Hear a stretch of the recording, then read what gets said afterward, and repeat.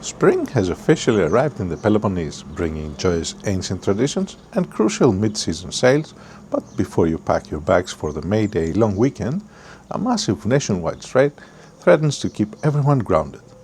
Welcome back to another Messinia Weekly, Sunday series, your insider guide to living in the olive groves. Let's start with a big one. This Friday, May 1st, is Protomagia, which is both a beautiful celebration of spring and International Workers' Day. If you're an expat planning to go island hopping for the long weekend, you need a backup plan right now. The Pan-Hellenic Seamen Federation has called for a 24-hour nationwide strike. This means all ferries across Greece will remain tied at the docks from midnight Thursday until midnight Friday. If you're heading to Athens, be warned that the metro, the tram and the national railways are also completing halting services or running on severe delays, with the Syntagma station closed by the police order. The good news are reliable intercity TEL buses generally operate as normal on May Day, making them your best and really only bet for getting in and out of the Peloponnese this Friday. But Protomagia isn't just about strikes, it's a massive cultural event. You'll see locals heading out to pick wildflowers to make traditional wreaths, known as stefania. It's a gorgeous tradition to welcome the power of nature, and these wreaths are hung on doors until June 23rd, when they are burned in local bonfire for good luck. So, where should we go this weekend?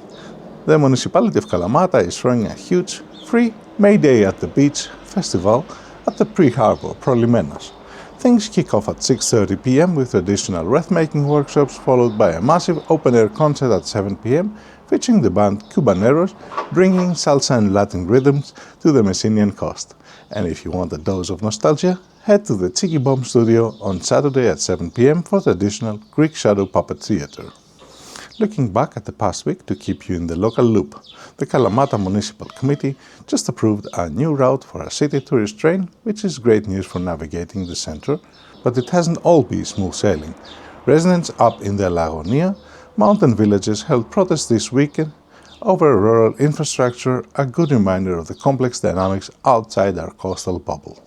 Now, a quick culinary pivot. If the weather turns sour on May Day and ruins your picnic, do what the locals do, make Youvarlakia. It's a comforting, traditional meatball and rice soup. The absolute secret to it is avgolemonu.